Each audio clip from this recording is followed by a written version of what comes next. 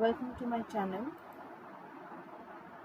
I will give you some important notes in PhD level. Okay, let's start. আজকে আমি তোমাদেরকে APA formatting এর সঙ্গে আরো কিছু জিনিস শেখাবো বা ইনফরমেশন দেব, যেটা কিনা PhD লেভেলে খুব ইম্পর্টেন্ট আর খুব ভ্যালুয়েবল একাডেমিক কন্টেন্ট রাইটিং এর ক্ষেত্রে। ঠিক আছে, তো আগের দিন আমি হার্ভার্ড শিখিয়েছিলাম, আজকে আমি APA ফরম্যাটিংটা কিভাবে হয় সেটা শেখাবো। দেখো এখানে পরিষ্কার লেখা আছে, APA formatting this reference style uses by specially Australian university and some specific university, for example Walden University and Westcliff University.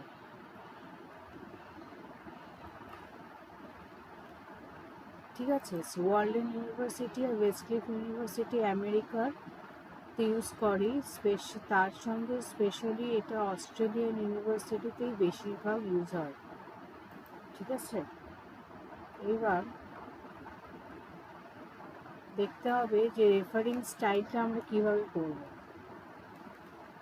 যদি প্রথমে থাকে ফার্স্ট মেথডটা কি, যে যদি একের থেকে দুইয়ের থেকে বেশি থাকে, ইফ মোর দ্যান টু, দেন এটলটা যেটা আছে মধ্যখানে সেটা স্ট্রেট থাকবে।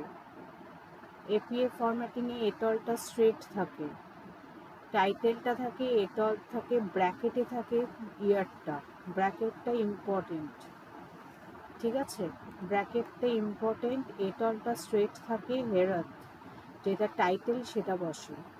যদি দুইয়ের থেকে বেশি হয়, যদি দুই হয়, দুই if it two, if it is two, তাহলে অ্যাম্পারসেন্ট বসে মধ্যখানে। আমরা হার্ভার্ডে দেখেছিলাম হ্যান্ড বসতে, কিন্তু এখানে আমরা অ্যাম্পারসেন্ট দেখবো, অ্যান্ডের যে সাইনটা আছে সেটা বসবে। দুটো টাইটেলের মধ্যখানে সাইন বসবে অ্যান্ডের, আর ব্র্যাকেটে থাকবে 2000 সামথিং।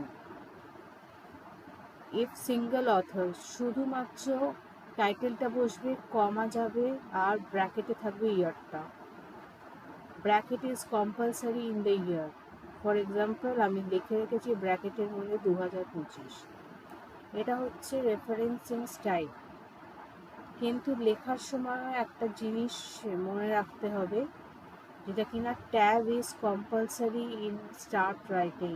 ট্যাবটা দিতেই হবে, ট্যাব দিতেই হবে।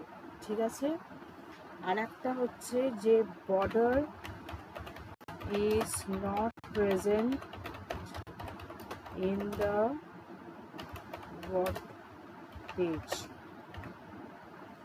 Border is not present in the word page, যেটা আমরা হার্ভার্ড দেখেছিলাম যে চারপাশে চারটে লাইন থাকে, বর্ডার থাকে, সেটা এপিএতে থাকে না। এপিএতে ট্যাব দিয়ে লিখতে হয়, আর বাকিগুলো আমি বলেছি ওপরে কীভাবে রেফারেন্সিং স্টাইল ইউজ হবে। তো এটা আমাদের APA ফরম্যাটিং যেটা ইউজ হচ্ছে সেটা আমি বললাম। এইবার এখন আমি তোমাদেরকে নতুন একটা জিনিস শেখাবো, সেটা হচ্ছে পেসেল। পেসেলটা দেখো, আমি এটাকে আরো বড় করছি। পেসেল, পেসেল খুব ইম্পর্টেন্ট একটা টপিক। পেসেল, পেসেল বলছি যে it is a business management framework that deals with macroeconomic factors of the country. এটা একটা বিজনেস ম্যানেজমেন্ট ফ্রেমওয়ার্ক যেটা কিনা ম্যাক্রো ইকোনমিক ফ্যাক্টরসের অফ কান্ট্রি, একটা দেশের ম্যাক্রো ইকোনমিক ফ্যাক্টরসকে ডিল করে। কোন কোন ফ্যাক্টরসগুলো এর মধ্যে থাকে সেগুলো হচ্ছে পলিটিক্যাল, রাজনৈতিক, ইকোনমিক্যাল অর্থনৈতিক, সোশ্যাল সামাজিক, টেকনোলজিক্যাল হচ্ছে টেকনিকের সমস্ত কিছু, লিগ্যাল আইনত, এনভায়রনমেন্টাল হচ্ছে পরিবেশগত ফ্যাক্টরস অফ দি কান্ট্রি। এবার এখানে যা তা সমস্ত লিখতে চলে না, এখানে ইম্পর্টেন্ট কিছু জিনিস আছে যেগুলো আমি তোমাদেরকে বলছি। যেমন পলিটিক্যাল ফ্যাক্টরস লেখার সময় সবসময় মাথায় রাখতে হবে আমরা কোনগুলোকে লিখতে পারবো। Government policies, political stability, corporate tax policy, labour laws, government stability, এই কটা জিনিসের ওপরে আমরা স্ট্যাটিস্টিক্যাল ডেটা খুঁজবো স্ট্যাটিস্টা থেকে, ইকোনমিক টাইমস থেকে, বা বাইরের দেশের সমস্ত কিছু পেজ আছে, ইম্পর্টেন্ট সাইট আছে, সেখান থেকে আমরা প্রপার ডেটা নেব। বেসিক্যালি আমরা স্ট্যাটিস্টা থেকে আর ইকোনমিক্স টাইমস থেকে নেব, আমরা স্ট্যাটিস্টা থেকে বেসিক্যালি নেওয়ার চেষ্টা করি। ওই ডেটাগুলোর সঙ্গে ছবিও লাগবে, ছবি দিতেও পারো, আর ইম্পর্টেন্ট ডেটাটার পাশে ওটারই ওয়েবসাইটে রেফারেন্সিং করতে হবে। সেম ওয়েতে আমরা ইকোনমিকটা দেখে নেওয়ার পর, ইকোনমিকটা কি বলছি, economic growth rate, interest rate, inflation rate, unemployment rate, foreign exchange rate, এই ফ্যাক্টরসগুলো দিতে হয়।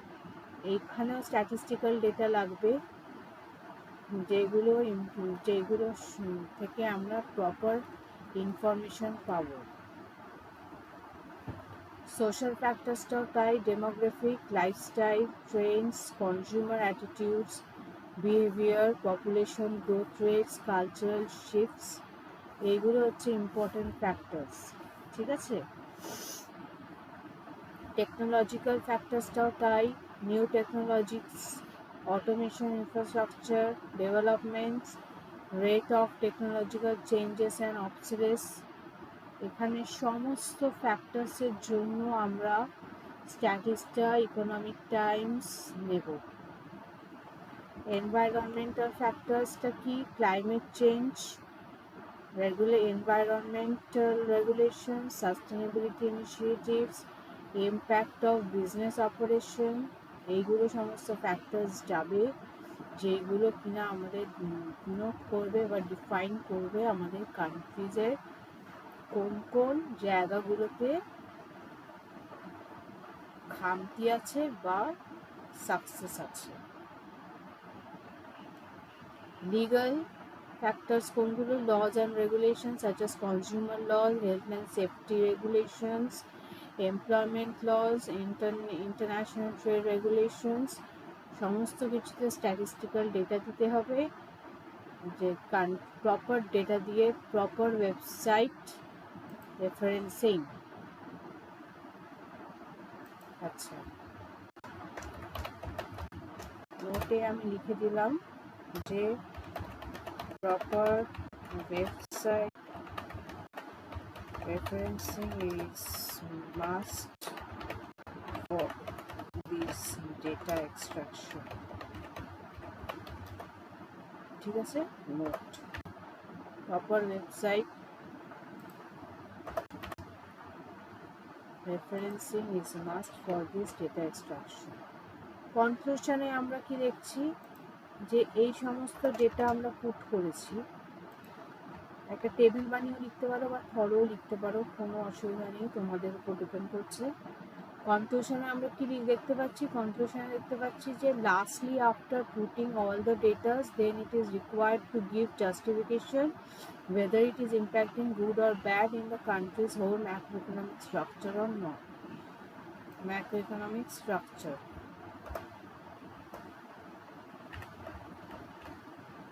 এই সমস্ত কিছু দেওয়ার পরে বলতে হবে যে এটা গুড না ব্যাড। ম্যাক্রো ইকোনমিক স্ট্রাকচার, একটা দেশের ম্যাক্রো ইকোনমিক স্ট্রাকচার এর জন্য এটা গুড না ব্যাড। ঠিক আছে, this is all about today's video. If you like my video, please go ahead and press the bell icon, subscribe my channel, and don't forget to like my channel and subscribe my channel. Okay, if you like this video, I will come up with this type of video for you all, so that you can get the important information from my channel. Okay, thank you.